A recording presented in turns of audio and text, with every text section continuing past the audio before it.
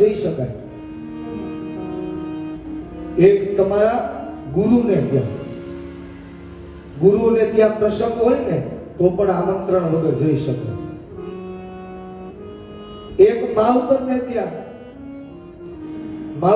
ત્યાં પ્રસંગ હોય તો પણ વગર આમંત્રણે જઈ શકાય. અને ચોથું મિત્રને ત્યાં કઈ પ્રસંગ હોય તો પણ આમંત્રણ વગર જઈ શકાય. એમાં બહુ આમંત્રણની અપેક્ષા રાખવી નહીં. આ તો મારા પિતાને ત્યાં યજ્ઞ છે, હે મહાદેવ મને રજા આપો. મહાદેવ બહુ ના પાડે છે, પણ 4 હઠ છે ને, બાળ હઠ, સાધુ હઠ, રાજ હઠ અને ચોથી સ્ત્રી હઠ. દેવી સતી ભવાની પણ સ્ત્રી હઠમાં ફસાણા છે. ભગવાન મહાદેવે પણ ઉત્તર આપ્યો નથી. સતી ભવાની યજ્ઞમાં જવા માટે તત્પર થયા છે. ભવાની નંદી પર આરૂઢ થઈ દક્ષને ત્યાં યજ્ઞમાં આવ્યા.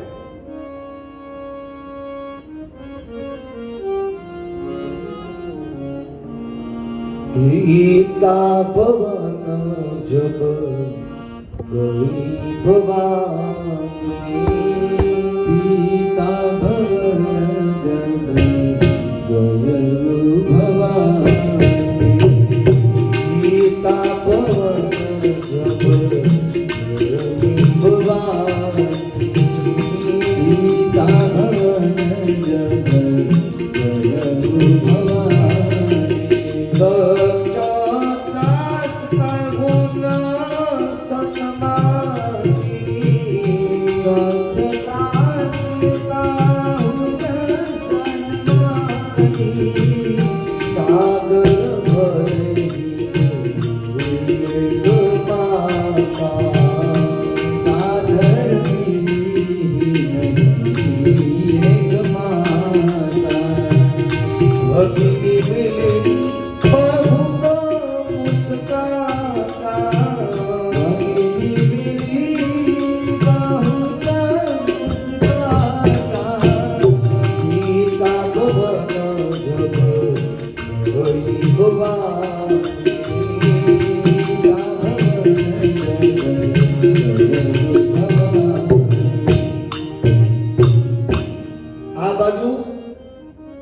દક્ષે જાહેર કર્યું છે, જો આ યજ્ઞની અંદર મેં સતી ભવાની અને મહાદેવને આમંત્રણ આપ્યું નથી, પણ મને શંકા છે કદાચ વગર આમંત્રણે પણ આવી જાય. યાદ રાખજો, કદાચ જો વગર આમંત્રણે આવી જાય ને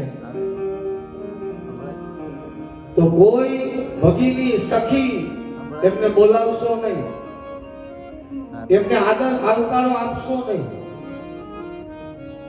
અને જે કોઈ આવકારો આપશે એને હું યોગ્ય દંડ આપીશ, જાહેર કર્યું છે.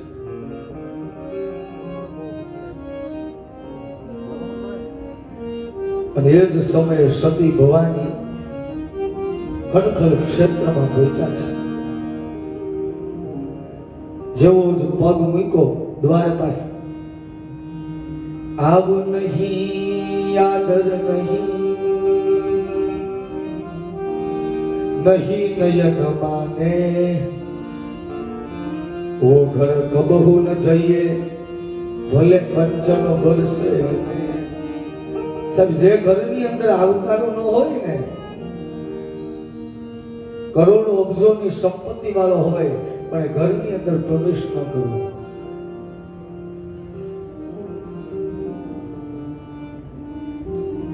જેવા જ સતી ભવાની પ્રવેશ કર્યો છે મુખ્ય દ્વાર પાસે,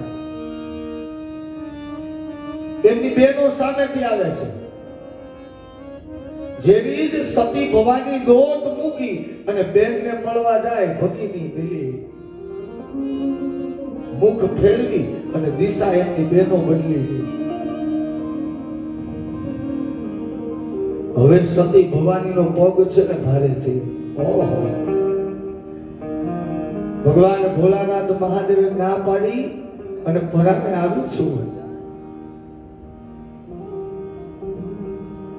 મારી સગી જો બહેનો મારાથી મુખ ફેરવી જાય તો બીજી તો સન્માનની શું અપેક્ષા કરી.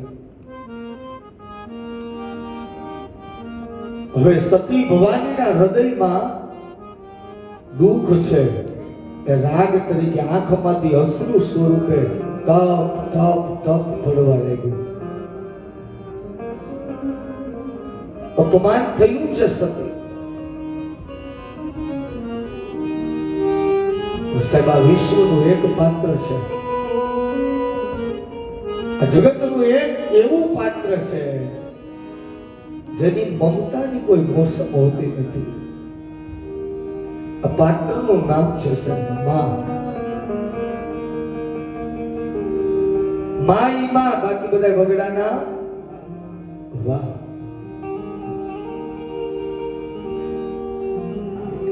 યાદ રાખજો સાહેબ, કદાચ તમે ગણપતિ દાદાની પૂજા કરો તો ગણપતિ દાદા પ્રસન્ન થાય.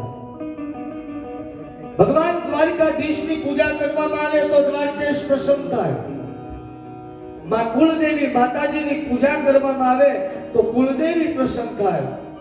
ભગવાન રામચંદ્રની પૂજા કરવામાં આવે તો રામચંદ્ર પ્રસન્ન થાય. હનુમાનજીની પૂજા કરવામાં આવે તો હનુમાનજી પ્રસન્ન થાય. પણ સાહેબ, એક મા બાપની પૂજા કરવામાં આવે ને તો જીવાત્મા ઉપર 33 કરોડ દેવતાઓ છે રાજી થઈ જાય. 33 કરોડ દેવતા જીવાત્મા ઉપર પ્રસન્ન થઈ જાય. જગતના 3 દેવ છે ને પ્રત્યક્ષ દેવ છે. માતૃ દેવો ભવ, પિતૃ દેવો ભવ અને આચાર્ય દેવો ભવ. અન્ય દેવતાઓની કદાચ પૂજા ન કરવામાં આવે, માત્ર મા બાપની સેવા કરવામાં આવે ને સાહેબ, એ જીવાત્માને પણ સીધા વૈકુંઠની ટિકિટ કન્ફર્મ થઈ જાય છે. એમાં કોઈ શંકાને સ્થાન નથી. આમ તો શાસ્ત્રોમાં લખ્યું છે કે વિધાતા જે લેખ લખ્યા હોય ને એમાં કોઈ મેખ ન મારી શકે. વિધાતા એ લેખ લખ્યા હોય એમાં કોઈ માનવી મેખ ન મારી શકે. પણ સાહેબ, 3 વસ્તુ છે ને એ વિધાતાના લેખમાં પણ મેખ મારી શકે છે. એક કઠણ સાધના, ઉપાસના, અનુષ્ઠાન છે ને સાહેબ, એ વિધાતાના લેખમાં મેખ મારી શકે છે. એક સાધુઓના આશીર્વાદ, કોઈ સાધુઓના આશીર્વાદ લાગી જાય તો એ પણ ભાગ્યમાં ન હોય તો ભાગ્ય બદલાવી શકે છે. અને એ ત્રીજું છે સાહેબ, માવતરના આશીર્વાદ. મા બાપના હૃદયમાંથી બસ એટલો શબ્દો નીકળી જાય કે બસ મારા દીકરો તો શ્રવણ છે, એટલે સમજવું કે સીધી જ વૈકુંઠની ટિકિટ કન્ફર્મ થઈ ગઈ છે. એમાં કોઈ શંકા નથી.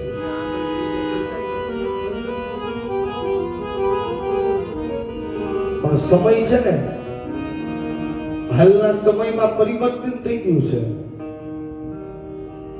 સબ એક નાની ઓરડીમાં એક મા બાપ છે, 7 દીકરાઓને મોટા કરી શકે છે. પણ એ જે 7 દીકરા છે સાહેબ, મોટા મોટા શહેરોમાં 7 બંગલા કરે, પણ 7 બંગલામાં એક મા બાપને રહેવા માટેની જગ્યા નથી. આ દેશની બદનસીબી છે સાહેબ, બદનસીબી છે.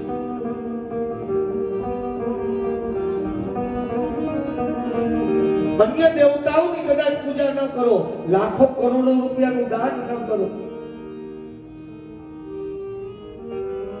પણ જેના ઘેર માવતર સુખી છે ને સાહેબ, એ સીધો વૈકુંઠને પ્રાપ્ત કરી શકશે. બાકી તો કરોડોના દાન કરતો હોય, મોટી હોસ્પિટલો બંધાવતા હોય, અનેક અન્નક્ષેત્ર ચાલુ હોય, પણ જો ઘરના મા બાપ દુખી હશે તો એક પણ પુણ્ય ફળ પ્રાપ્ત નહીં થાય. અહીંયાથી ચાલીને ચોટીલા જઈએ, બહુ મોંઘા માલી સાડી લઈએ, 50,000 લાખ રૂપિયાની સાડી જો માં ચોટીલા વાળીને ઓઢાડીએ, પણ ઘરની માને 500 વાળી સાડી ન હોય તો પેલી સ્વીકારતી નથી. ઈ પણ એટલું કહેશે કે તારી ઉમરા વાળી માં રાજી હશે ને તો સાહેબ ડુંગરા વાળી રાજી જ છે, એમાં કોઈ શંકા નથી.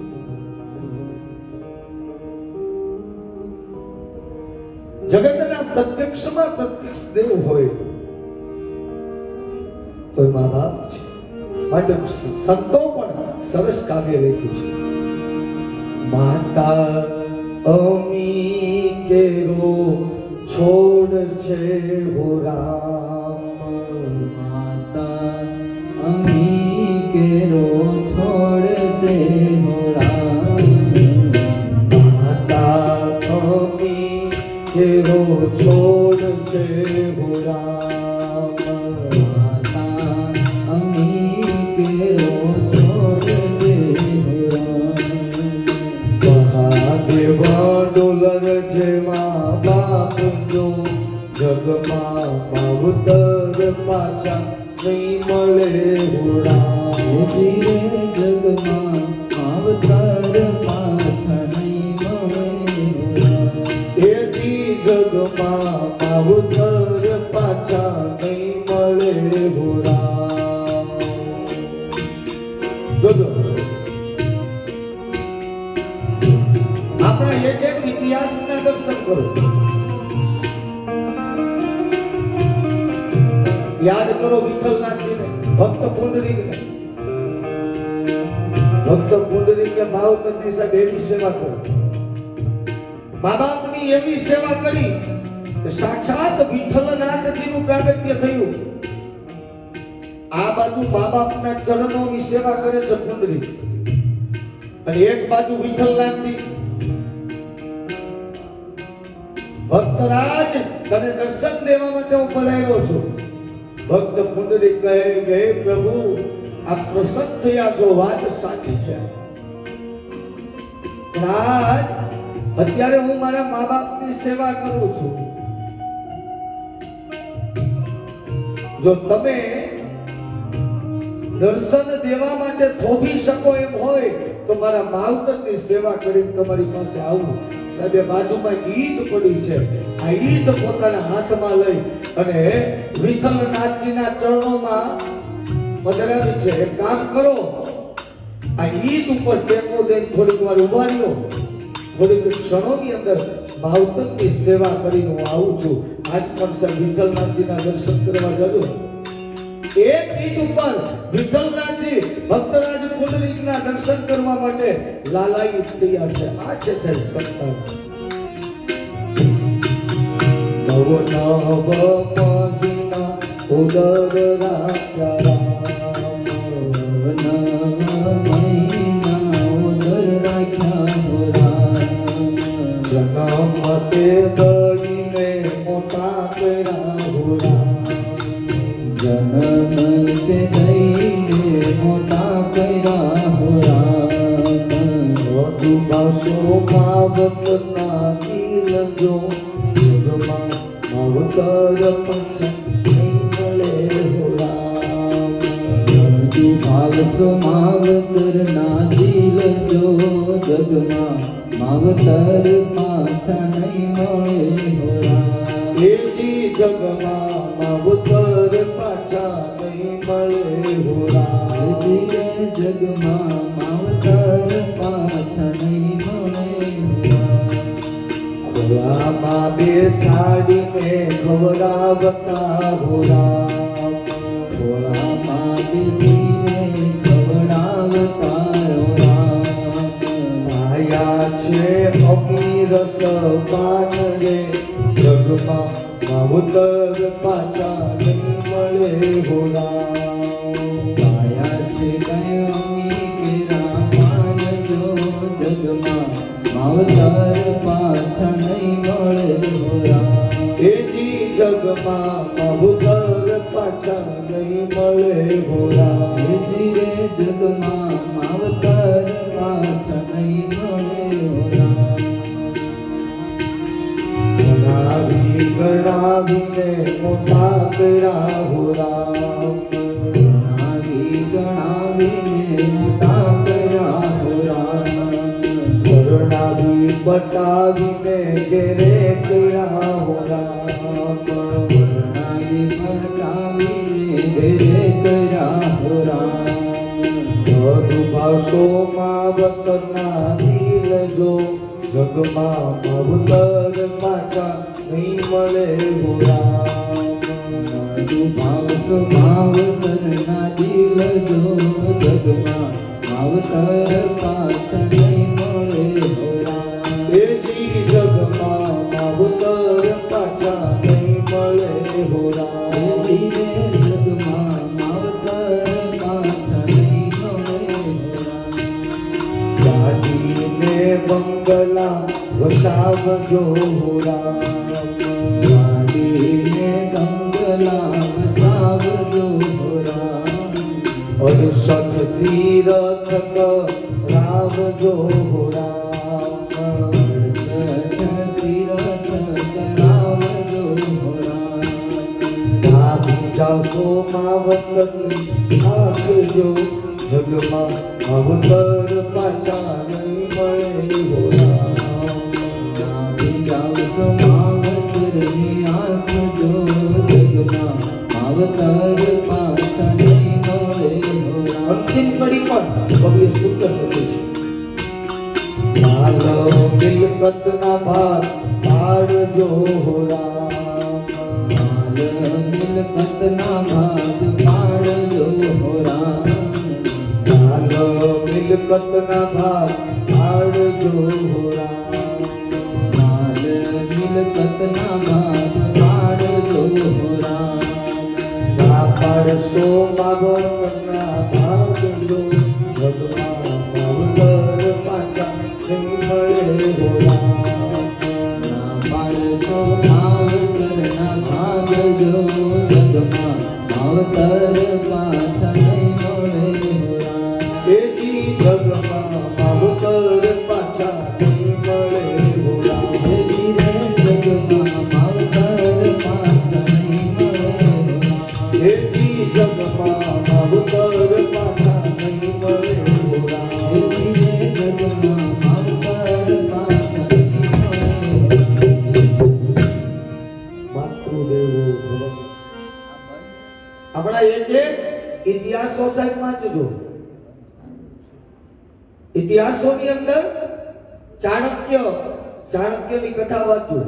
જ્યારે ચાણક્ય 7 નાની ઉંમર હતી, ભોજન કરવા માટે ચાણક્ય બિરાજમાન છે અને મુખની અંદર રસિવર્ધન વાચ, જ્યારે નાનું બાળક ચાણક્ય ભોજન કરવા માટે બેઠો છે અને એ સમયે માએ દીકરાના મોઢામાં સુવર્ણ કળી જોઈ. સુવર્ણ રેખા, આમ તો દાડવી જેવો દાંત હોય ને,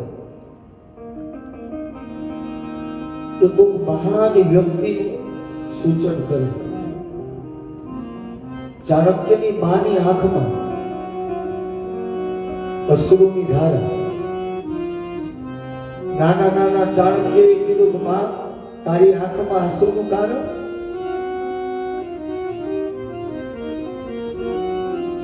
રડતી માં કહે છે કે બેટા, તું બહુ મહાન વ્યક્તિ થવાનો છો, મોટો વ્યક્તિ થવાનો છો, તારા મુખમાં સુવર્ણ રેખા છે. અરે હે માં,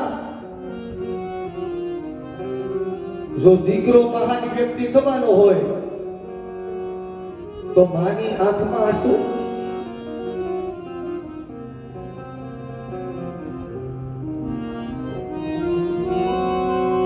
રડતી માએ કીધું છે કે હે બેટા, જેટલા દીકરા મહાન થયા ને, એ પોતાના માવતરને ભૂલી ગયા છે, માટે મારી આંખમાં આંસુ છે. અને એ જ સમયે એક ચટણી વાટવાનો પથ્થર લઈ જટની વાટવાનો પથ્થર લઈ અને મુષ્ટિનો પ્રહાર કરી આ દાંતને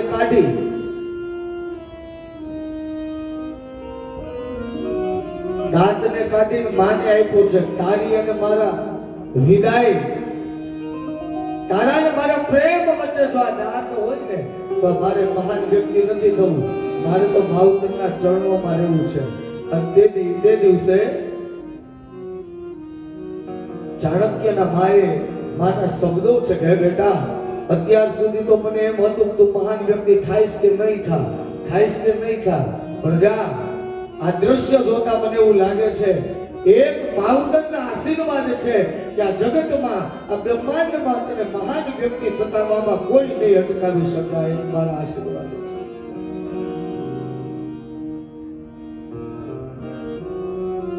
મોઢેથી કહું માં ત્યાં હોશે, નાનપણ સાંભળે, પછી મોટપની બધી મજા મને કડવી લાગશે કાગડા. માં એ સાહેબ ગુજરાતી ભાષાનું કાવ્ય છે. ભગવાન પણ જ્યારે માને માધ્યમ બનાવી અને આ પૃથ્વી પર ઉતર્યા છે ને, ત્યારે એ ભગવાનની પૂજા વધારે થઈ છે. જો રામ અને કૃષ્ણની જેટલી પૂજા થઈ છે એટલી વરાહ અને ઋષિની નથી થઈ. કોઈ સંત તો કહે છે રામ અને કૃષ્ણ પૂજાના હોય તેની પાછળનું કારણ હોય તો એને માં છે. દ્વારકાનાથ દ્વારકેશ પણ સાહેબ સોનાના મહેલમાં દ્વારકામાં જો કોઈને યાદ કરીને રેડા હોય ને તો માં યશોદાની યાદમાં રહેલું છે.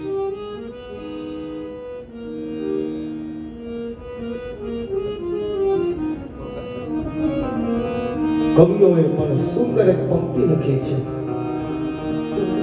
જે મસ્તી હોય છે આંખોમાં, જે મસ્તી હોય છે આંખોમાં, તે સુરાલયમાં હોતી નથી. જે મસ્તી હોય છે આંખોમાં તે સુરાલયમાં હોતી નથી. અમીરી કદી અંતરમાં હોતી નથી. અમીરી કદી અંતરમાં હોતી નથી. શીતળતા પામવાને હે માનવી તું દોટ કા મૂકે. શીતળતા પામવાને હે માનવી તું દોટ કા મૂકે. કારણ જે મસ્તી હોય છે માવતરની ગોદમાં સાહેબ તે હિમાલયમાં હોતી નથી. તે હિમાલયમાં હોતી નથી. ભૂલો ભલે બીજું બધું,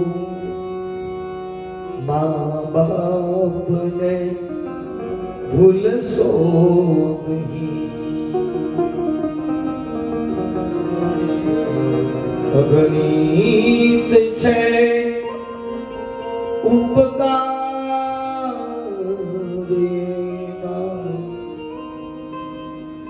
એહ કદી વિસરશો નહીં. એના એહ કદી વિસરશો નહીં. સર ખૂબ સેવા કરજો મા બાપ. ક્યાંય જવાની